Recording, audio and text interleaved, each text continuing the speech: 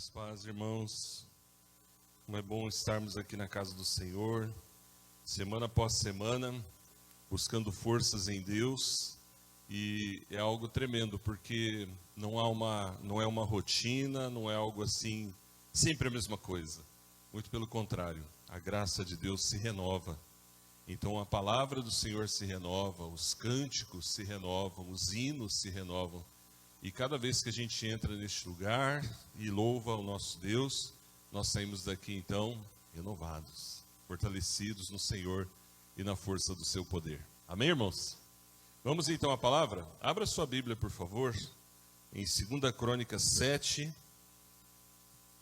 Vamos ler do versículo 11 até o versículo 15. Texto sagrado que nos fala da aliança do Senhor com Salomão. Assim, Salomão acabou a casa do Senhor e a casa do rei. Tudo quanto Salomão intentou fazer na casa do Senhor e na sua casa, prosperamente efetuou. De noite, apareceu o Senhor a Salomão e lhe disse: ouvi a tua oração e escolhi para mim este lugar, para a casa do sacrifício. Se eu cerrar os céus de modo que não haja chuva, ou se ordenar aos gafanhotos que consumam a terra, ou se enviar a peste entre o meu povo, se o meu povo que se chama pelo meu nome se humilhar e orar e me buscar e se converter dos seus maus caminhos, então eu ouvirei dos céus, perdoarei os seus pecados e sararei a sua terra. Estarão abertos os meus olhos e atentos os meus ouvidos à oração que se fizer neste lugar. Amém, irmãos? Vamos ler juntos o verso 14, irmãos, bem forte. Se o meu povo, que se chama pelo meu nome, se humilhar e orar e me buscar e se converter dos seus maus caminhos, então eu ouvirei dos céus, perdoarei os seus pecados e sararei a sua terra. Amém. Que Deus abençoe a sua palavra. Queria pedir ao presbítero Erli para orar pela mensagem dessa noite. Oremos, irmãos. E agora, Senhor, que o teu servo pastor trará as instruções acerca do texto lido, ó Deus, que nós pedimos, ó Senhor, que abra, Senhor, nosso coração que muitas vezes, ó Deus, é duro, se torna tão duro para ouvir os teus ensinamentos. Tenha poder, ó Deus, sobre as nossas vidas, sobre o nosso coração, para que possamos, ó Deus, assimilar a tua palavra assim como o Senhor quer que recebamos, ó Deus. Abençoa, Senhor, os lábios do teu servo para falar da tua palavra, Senhor. Assim te pedimos, com alegria no nosso coração, em nome de Jesus. Amém.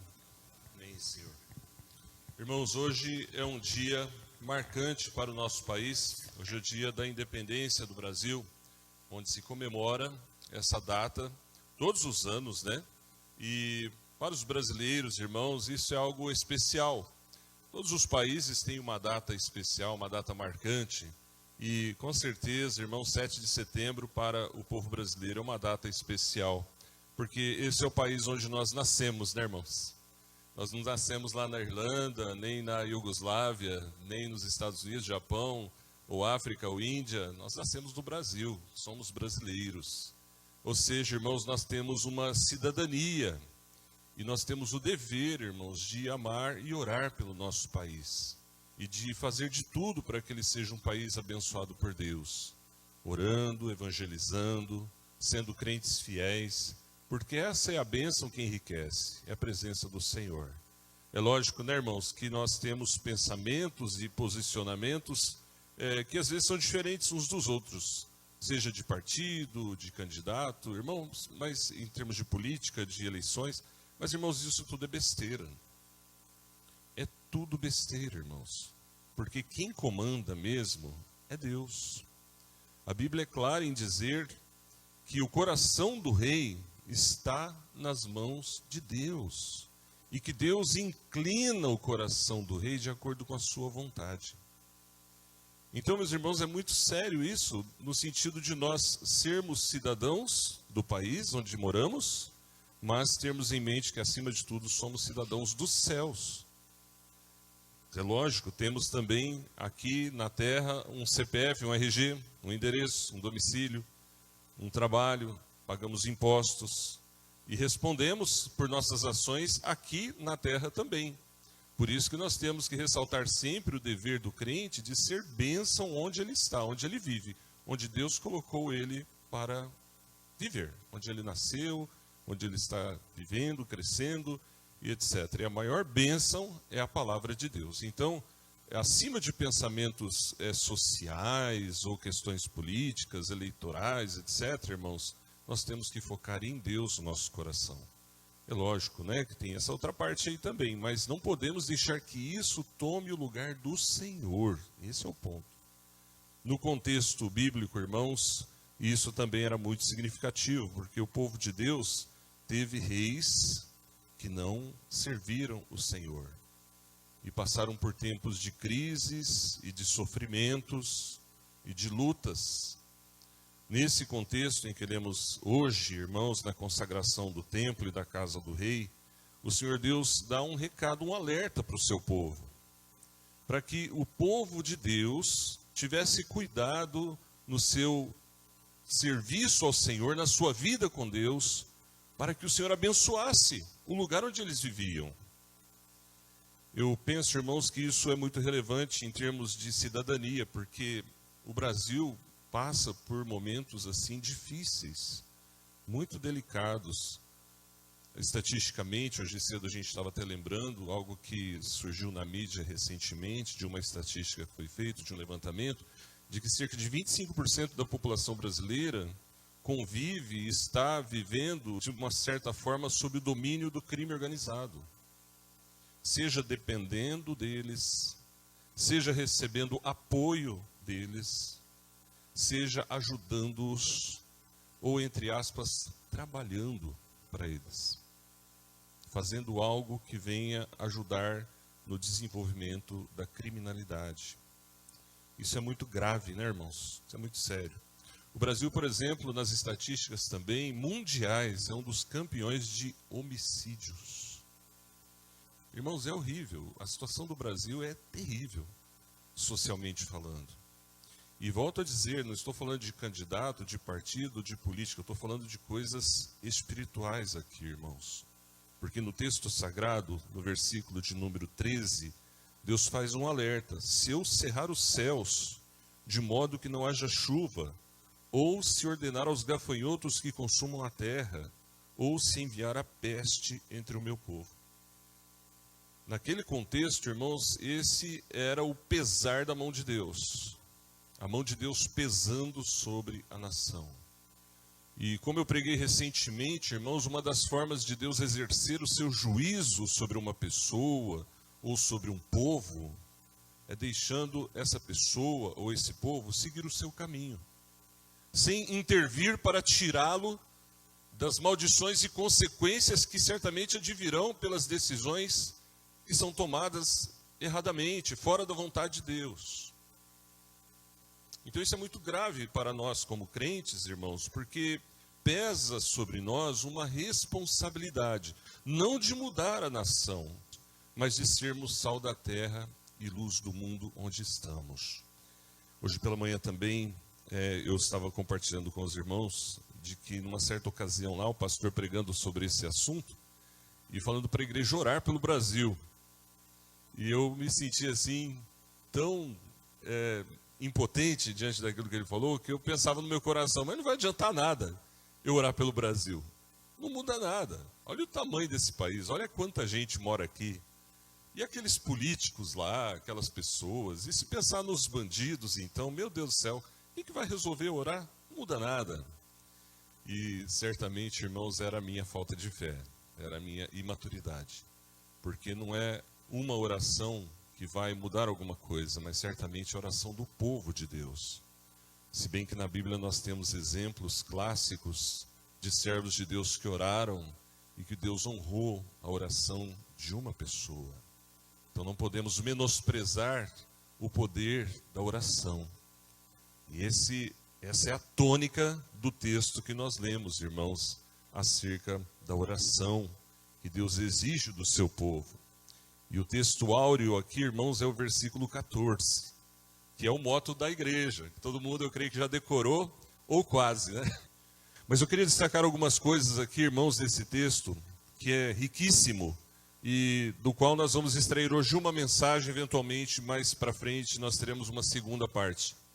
Mas eu queria destacar aqui, primeiramente, irmãos, é que Deus tem um povo. Ele disse, o meu povo. Irmãos, Deus tem um povo na face da terra. Deus tem um povo, né, irmãos? Não é todos os habitantes da terra que são o povo de Deus. O povo de Deus é um povo escolhido por Deus. É o povo redimido por Deus. E para fazer parte desse povo, tem que nascer de novo. Vai comigo, por favor, lá em 1 de Pedro 2, versículos 9 e 10. 1 de Pedro 2, versículos 9 e 10. Um outro texto maravilhoso, riquíssimo, que fala-nos sobre o povo de Deus. Vós, porém, sois raça eleita, sacerdócio real, nação santa, povo de propriedade exclusiva de Deus, a fim de proclamardes as virtudes daquele que vos chamou das trevas para a sua maravilhosa luz. Vós sim, que antes não éreis povo, mas agora sois povo de Deus, que não tinhais alcançado misericórdia, mas agora alcançastes misericórdia. Veja, irmãos, o povo de Deus é um povo escolhido por Deus. Era um povo que antes não era povo de Deus, mas se tornou povo de Deus através da misericórdia de Deus. Então, meus irmãos, isso é muito lindo, é muito bonito, é muito agradável nós sabermos que somos povo de Deus, que fomos lavados pelo sangue de Cristo, que fazemos parte da família de Deus, da família da fé. Então, essa palavra, irmãos, de 2 Crônicas 7,14, é direcionada ao povo de Deus. Não é direcionada a qualquer pessoa, é ao povo de Deus. Ou seja, Deus está falando comigo e com você, meu irmão. E isso é muito grave para nós, é muito sério para nós, porque é preciso que você se identifique como povo de Deus. Que você tenha passado pela salvação em Cristo Jesus.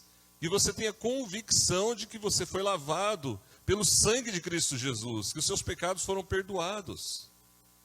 Eu falava esses dias com um irmão, a gente pode sentir alguma coisa no momento da nossa conversão, ou quando a gente está cantando, orando e buscando a Deus. Mas mais do que sentir, é preciso crer. E às vezes a gente não sente, como acabamos de cantar, né?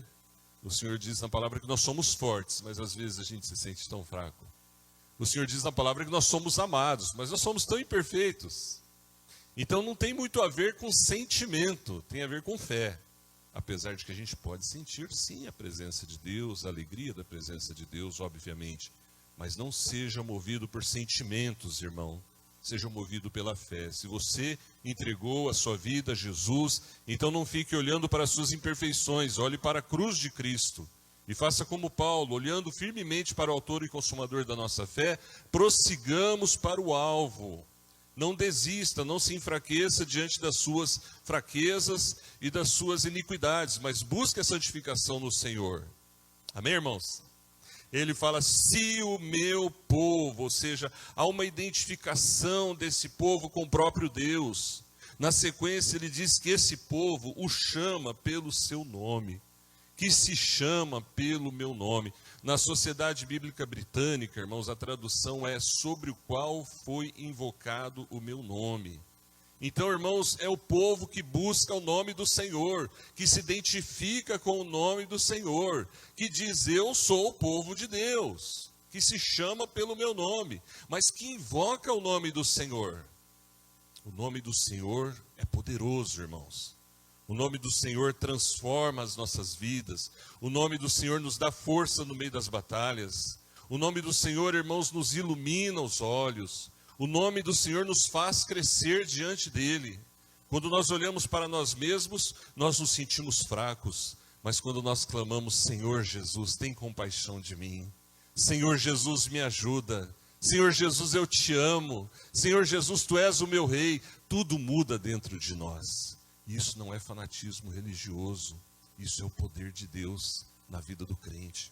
É o povo que chama pelo nome de Deus, é o povo que se identifica com o nome de Deus, é o povo que invoca o nome de Deus. E aí o Senhor coloca agora, irmãos, na sequência, alguns requisitos que Ele quer que o seu povo faça. Irmãos, como que é o povo de Deus, além dessas partes tão benéficas, tão maravilhosas? É lavado pelo sangue de Jesus, o povo identificado pelo nome do Senhor, o povo que clama pelo nome do Senhor, o povo que é alvo das promessas do Senhor, como já foi falado aqui hoje também, né? Somos alvo das promessas do Senhor. Mas, irmãos, o povo de Deus também é um povo meio complicado. O povo de Deus, às vezes, é um povo teimoso. O povo de Deus, às vezes, é um povo que duvida de Deus. O povo de Deus, às vezes, é um povo que briga entre si. Isso tudo nós aprendemos na Bíblia, no povo de Israel. E não é muito diferente, irmãos. As histórias bíblicas do povo de Israel servem para mostrar quem é o povo de Deus para sempre. Sempre é um povo assim, de altos e baixos, porque é um povo composto de pessoas. E pessoas são assim.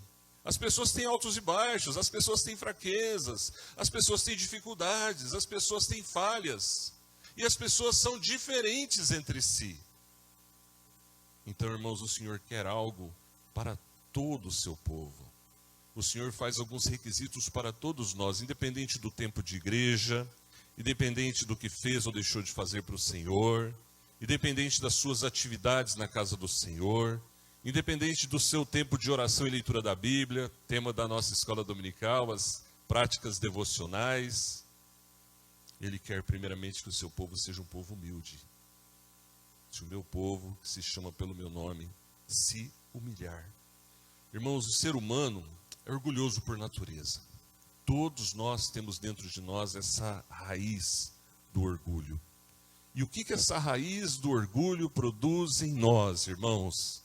Produz rebelião contra Deus, produz o pecado, produz a frieza espiritual.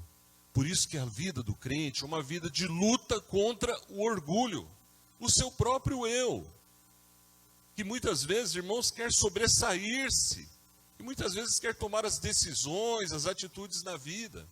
É isso mesmo, irmãos, nós somos orgulhosos. Não se sinta ofendido de ouvir isso. Somos todos assim. Ainda que a gente pense que não. Dentro de nós há o orgulho. Acontece que o Senhor Jesus entra no nosso coração e vai transformando o nosso modo de ser e de agir de acordo com a sua palavra, com a sua doutrina. Mas vez por outra, irmãos, nós vamos ver nuances desse orgulho aparecendo no nosso dia a dia. Seja como o irmão Orlando falou, naquele momento da oração de perdão, de confissão de pecados. Será que durante a semana a gente teve um momento de ímpeto? O que é esse ímpeto quando a gente fala algo indevido, ou usa um tom de voz também que não é legal? Orgulho. Orgulho. E quando a gente deixa de orar? Orgulho. A gente no fundo está dizendo, eu não preciso orar. Quando a gente toma decisões sem falar com Deus, sem olhar a palavra de Deus, orgulho, a gente acha que a gente pode viver sem a orientação dele. Então, o orgulho, irmãos, é a raiz de todo pecado, porque o orgulho nos coloca em direção contrária à vontade de Deus. Lá em 1 de Pedro 5, verso 6, diz a palavra assim: humilhai-vos, portanto, sob a poderosa mão de Deus, para que ele em tempo oportuno vos exalte. Então, irmãos, a primeira coisa que Deus pede, que Deus quer, que Deus ordena para nós aqui é nos humilharmos, sermos humildes, não termos um coração duro, não deixarmos que o nosso coração duro nos governe, mas busquemos ser humildes no nosso viver diário, uns para com os outros e para com Deus acima de tudo. Porque, irmãos, a humildade perante o Senhor nos conduz ao próximo passo, a próxima exigência que Ele faz para nós aqui, que é a oração. Ou seja, irmãos, existem várias formas de orar, mas a forma de orar que Deus quer que a gente ore é a oração com humildade. E a oração com humildade, irmãos, nos coloca aos pés do Senhor com veracidade, ou seja, eu não vou mentir para Deus, ou perante os irmãos, fazer uma oração parecendo que eu sou algo que eu não sou. Se eu sou verdadeiramente um servo de Deus, eu tenho que ser humilde ao ponto de ser transparente, de ser íntegro naquilo que eu estou falando, naquilo que eu estou fazendo. Esse é o primeiro requisito da oração. Oração humilde. Mas a oração, irmãos, como prática, tem que orar. Não basta a gente falar de oração, tem que praticar a oração. Irmãos, a oração nos conecta com o trono de Deus. Se ao lermos a Bíblia, Deus está falando conosco, ao orarmos, nós estamos falando com Deus. E a palavra do Senhor, irmãos, nos diz que quando Moisés orava, ele falava face a face com Deus. Então, quando você orar, creia, você está diante do eterno Deus. Você está falando com o próprio Deus. Nós não o vemos, mas Ele está presente, perto de nós, ouvindo as nossas preces. E o tanto quanto cremos na validade da oração, irmãos, se reflete no tanto quanto oramos. Se nós cremos na oração, nós vamos orar. Se nós não estamos orando, é porque talvez nós não cremos muito na validade, no poder que há numa vida de oração. Em nossos dias, muitos dizem que não tem tempo para orar. Mas, irmãos, existem várias formas de orar. Uma delas é Mateus 6,6. Alguém lembra? Tu, quando porém orares, entra no teu quarto, fecha a porta e ore em secreto. E teu Deus que te vê em secreto, te ouve em secreto, te recompensará. Mas nós também, irmãos, podemos praticar oração feita em todo o tempo. Uma forma de nós buscarmos o máximo possível do nosso dia, estarmos ligados ao trono da graça. Como? Conversando com Deus, falando com Deus. Muitas vezes, irmãos, nós estamos diante de tribulações, de tristezas, de confusões, de dificuldades nas decisões a serem tomadas. Ore onde você estiver, de olho aberto mesmo, conversando com as pessoas e a mente ligada em Deus. Se possível for, no momento de necessidade, no momento propício, vai para um lugar à parte. Mas se não for possível, ore onde você estiver. Mantenha-se em contato com Deus. E assim, irmão, você vencerá as tentações, você vencerá as lutas, você vencerá as tribulações, porque Ele é socorro bem presente nas tribulações. Salmo 46, mensagem do domingo passado. Socorro bem presente na hora da angústia, uma outra tradução do Salmo 46. Naquele momento difícil, você clama a Deus, imediatamente Ele te responde, Senhor, me ajuda, e Ele te dá forças na hora. Isso é contato direto com Deus, irmãos. É lógico que nós não vamos deixar de orar também em casa, não vamos deixar de fazer oração com a família, não vamos deixar de orar na igreja, nas reuniões de oração, nos cultos dos lares. Meus irmãos, como orar? Reverendo Américo Justiniano Ribeiro dizia que a Bíblia explica a Bíblia. E na Bíblia, irmãos, nós temos vários exemplos de oração. Eu vou citar só um devido ao nosso tempo. Tiago 5, 17 e 18. Vamos lá? Um texto sagrado que nos desafia de uma forma maravilhosa a praticarmos a oração e crermos no poder da oração, irmãos. Tiago 5, 17 e 18. Vamos ler juntos? Elias era homem semelhante a nós, sujeito aos mesmos sentimentos, e orou com instância para que não chovesse sobre a terra. E por 3 anos e 6 meses não choveu. E orou de novo, e o céu deu chuva, e a terra fez germinar seus frutos. Percebe no começo do versículo 17? A identificação que a palavra de Deus traz entre nós e Elias? É Deus falando, irmãos. Não idolatrem Elias, meu povo. Vocês são iguais, Elias. O poder é de Deus. O poder não estava em Elias. E Elias orava e Deus respondia. Creia no poder da oração, meu irmão. Mas o Senhor fala mais. Ele quer uma oração, irmãos, que seja mais intensa do que palavras. Ele quer uma vida no altar. Por isso ele diz ainda no versículo 14 de 2 Crônicas, versículo 7, na sequência, que esse povo tem que buscar a sua face. Se o meu povo, que se chama pelo meu nome, se humilhar, orar e me buscar, Ou seja, irmãos, buscar a presença de Deus não é só orar. Porque se a gente orar e não viver para Deus, vira hipocrisia, vira farisaísmo, vira religiosidade. Mas buscar a face de Deus, amados, é orar na presença de Deus com o coração aos pés do Senhor mesmo. Por isso que eu disse no último sermão e repito, se ao orar, o Espírito Santo tocar no seu coração, que você tem que consertar alguma coisa com Deus, prometa ali, Senhor, saindo daqui eu vou consertar. E sai dali da oração e vai consertar, irmão. Seja pedir perdão para alguém, seja pagar uma dívida, seja dar uma satisfação, seja mudar algo na sua rotina. Porque vida com Deus é isso, não é só falatório, é vida no altar. E o Senhor queria que o seu povo não somente ficasse falando, mas o servisse de coração. Buscasse a sua face de verdade, irmãos.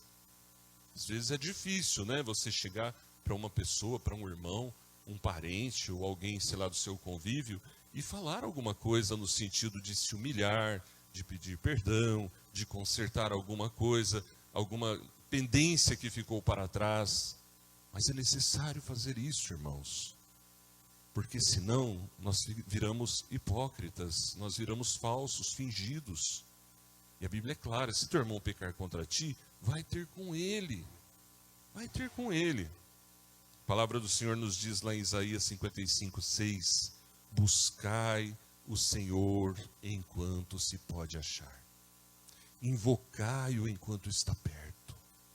Deixe o perverso seu mau caminho, o iníquo seus maus pensamentos. Converta-se ao Senhor e será salvo. Volte-se para o nosso Deus, porque Ele é rico em perdoar. Os irmãos, buscar a face do Senhor é muito mais do que orar. Envolve oração, obviamente, mas envolve vida no altar. Você quer ouvir a voz de Deus falar com você e dirigir você? Então leia a Bíblia e ore.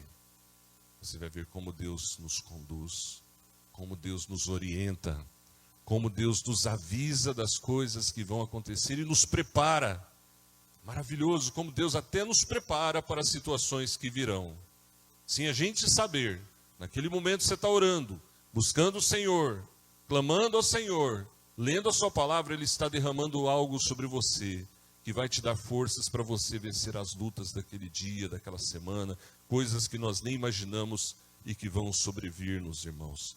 Mas aí o Senhor fala algo mais. No versículo 14, ele fala que além de orar, se humilhar, orar e buscá-lo, esse povo tinha que se converter dos seus maus caminhos. Olha aí, irmãos, no versículo 14, já na segunda parte do versículo, se converter dos seus maus caminhos. Irmãos, a conversão é o início de tudo na vida com Deus. A conversão é o início da vida aos pés do Senhor. Hoje em dia, irmãos, muitas igrejas não falam mais da conversão, porque falar de conversão exige falar de transformação. E é mais fácil pregar um tipo de evangelho que não fale de transformação, porque quando você fala de transformação, obviamente você requer que as pessoas mudem de vida. Então muitas igrejas não querem entrar nesse âmbito, porque hoje em dia é aquela coisa do mimimi. Não toque nesse assunto porque isso incomoda as pessoas, né? Não fale sobre tal assunto porque as pessoas não gostam de ouvir. E como há hoje em dia, né, irmãos? Como está cheio hoje em dia de igrejas fáceis. Igrejas que pregam verdadeiras heresias para agradar as pessoas. Para manter as pessoas confortáveis, sossegadas. Mas, irmãos, isso não é o Evangelho. Jesus, lá em João 3... quando foi indagado por Nicodemos, ele falou que se o homem não nascer de novo, não pode ver o reino de Deus. Então, se não haver conversão, não tem salvação e não tem vida eterna. Aqui no texto, irmãos, o Senhor certamente está falando disso, porque Nicodemos é um exemplo clássico de alguém religioso não convertido. E no meio do povo de Deus, certamente haviam pessoas assim também, que conheciam a lei de Deus, mas não eram convertidos. Eu pergunto a você, você é convertido? Se você morresse hoje, você iria para o céu? Tem certeza disso? Essa é a prova dos 9. Essa é a questão que responde, obviamente. Se você tem dúvidas para onde vai depois da morte, é porque você ainda não é convertido. Porque quando a gente entrega a vida a Jesus, essa é uma das maiores convicções. Eu posso não entender muito da Bíblia, eu posso não conhecer muito de teologia, eu posso estar ainda nos meus primeiros passos, mas uma coisa eu sei: Jesus mora no meu coração. E quando eu fechar meus olhos, de uma coisa eu sei: eu vou estar com Ele eternamente. Isso muda tudo na vida da pessoa, irmãos. Então, se você não é convertido, deixa eu ensinar em 1 minuto. Você chega para o Senhor e fala: Senhor, peço perdão pelos meus pecados, confesso a Ti os meus pecados, e eu peço que o Senhor entre no meu coração. Eu invoco o Teu nome, Senhor, porque está escrito: todo aquele que invocar o nome do Senhor será salvo. E eu entrego a minha vida a Ti. E eu peço a Ti, Jesus, envia o Teu Espírito Santo, me sela com Teu Espírito. E daqui para frente eu viverei para o Senhor. Meu coração é Teu, minha vida é Tua, esse corpo é Teu, a minha alma Te pertence. Em nome do Senhor, escreve meu nome no livro da vida. E pronto, irmão. Se você fizer uma oração assim com fé, de verdade, você será transformado. Você que talvez tenha alguma dúvida. Eu estou falando você genericamente, irmãos, porque eu fui um jovem criado na igreja e que tinha muitas dúvidas sobre esse assunto. Até o dia em que o Senhor entrou no meu coração e a partir dali não houveram mais dúvidas. Então é preciso que haja conversão, mas aqui o texto fala que esse povo tinha que se converter dos seus maus caminhos, ou seja, irmãos, a palavra conversão aqui tem um aspecto também de mudança de vida, de mudança de comportamento, de transformação. E a palavra arrependimento na Bíblia, irmãos, que nós lemos como arrependimento, Jesus pregando, João pregando, arrependei-vos porque o fim está próximo, arrependei-vos e crede no Evangelho. No grego é a palavra metanoia. E essa palavra metanoia, irmãos, significa transformação. Quando há arrependimento, há mudança de vida. E o que o Senhor está falando aqui, irmãos, é justamente que esse povo tinha que mudar de vida. Que esse povo tinha que ser transformado por Deus. Por isso que ele fala claramente, irmãos, se converter dos seus maus caminhos. E aí então, irmãos, vem o final do texto. O que vai acontecer com esse povo? O que Deus vai fazer na vida desse povo? Ele diz, então. Essa partícula, irmãos, então, ela une o que foi falado até aqui com o que vai vir agora. Ela faz uma divisão no texto. O se já começa de uma forma colocando diante do seu povo essa condicional. Se o meu povo, se tudo isso que nós falamos, se o meu povo, que se chama pelo meu nome, se humilhar, orar, me buscar e se converter dos seus maus caminhos, então eu ouvirei dos céus, perdoarei os seus pecados e sararei a sua terra. Essa vai ser a segunda parte. Eu falei que é um texto muito rico, então nós não vamos expor muito essa parte agora devido ao tempo. Mas fica aqui o convite para você não faltar dos cultos, para você ouvir a segunda parte do sermão. O que o Senhor está dizendo aqui, irmãos, rapidamente? Ele está dizendo para nós que o ouvir dele das nossas orações depende de que nós tomemos algumas decisões antes. E o que é o ouvir de Deus, senão ele agir conosco, interagir conosco? Então, eu ouvirei dos céus. Irmãos, Deus escuta tudo que a gente fala o tempo todo, porque Ele é onisciente. Mas quando Ele fala que então Ele vai ouvir, significa que Ele vai entrar em ação. A primeira ação que Ele vai fazer, perdoar os pecados. Significa que aquelas orações feitas sem compromisso, sem arrependimento, sem simplicidade, sem humildade, mas feitas da boca para fora, não trazem o perdão de Deus. É como naquele texto conhecidíssimo, daquele encontro e oração entre o fariseu e o publicano. Um desce justificado, o outro não, porque orava de si para si. Mas aquele que derramou seu coração aos pés do Senhor, desceu para casa justificado. E a última parte, irmãos, sararei a sua terra. Significa, irmãos, que o Brasil pode ser transformado através da igreja. Que o Brasil pode ser abençoado por Deus através da igreja. Através do povo de Deus. Uma vez que esse povo tenha compromisso no altar do Senhor, Deus pode sim transformar a sua nação. Foi nessa visão, irmãos, que homens como João Calvino, como John Knox, Martinho Lutero, não só pregavam o Evangelho, mas lutavam também pela conversão do povo de Deus. Não só se preocupavam com a sua salvação, mas se preocupavam também com a salvação do seu país, com a salvação das pessoas, de modo que o lugar onde eles viveram, irmãos, naqueles períodos, foram grandemente abençoados. Houve um homem de Deus na Inglaterra, por exemplo, irmãos, que Deus usou tanto aquele homem e as pessoas, obviamente, com ele, que bares fechavam por não haver pessoas para irem beber. Prostíbulos fecharam porque as prostitutas estavam se convertendo. E também faltavam clientes, entre aspas. Transformações desse gênero, irmãos, são o que caracterizam um verdadeiro avivamento. E a palavra avivamento hoje em dia está um pouco prejudicada, porque muita gente pensa que avivamento é barulho, é gritaria, é oba-oba, é festa, é cair no chão. Irmãos, isso não é avivamento. Avivamento é ser transformados por Deus. Então, se nós formos transformados por Deus de verdade, podemos dizer que somos crentes avivados. E se nós virmos de fato, irmãos, pessoas entrando por essas portas da nossa igreja e sendo transformadas por Deus, nós poderemos dizer, essa é uma igreja avivada. Mas o avivamento começa no meu coração e no seu coração. Vamos orar?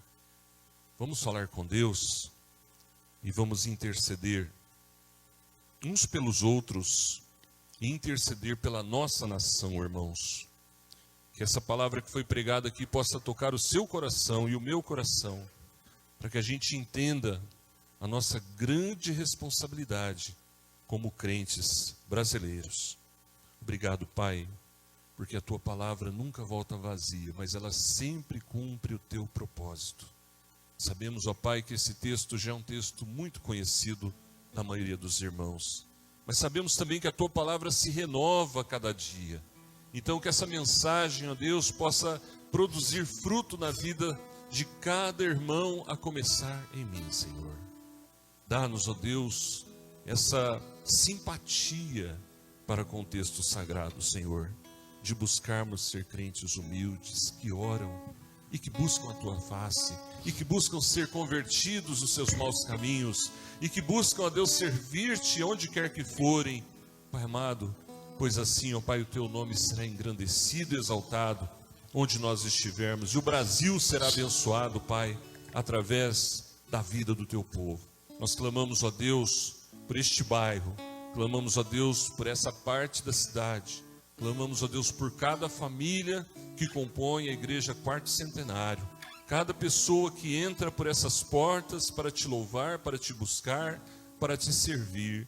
E Te suplicamos, ó Espírito Santo, derrama Teu poder neste lugar, derrama Tua bênção neste lugar, para que, ó Deus, sejamos crentes verdadeiramente convertidos, e crentes verdadeiramente, ó Pai, cheios do Teu Santo Espírito, e que o Senhor te abençoe, para que a Igreja Quarto Centenário alcance muitas famílias e lares que estão nessa hora, nesse momento, necessitando de uma palavra, necessitando, ó Deus, de ouvir do Evangelho.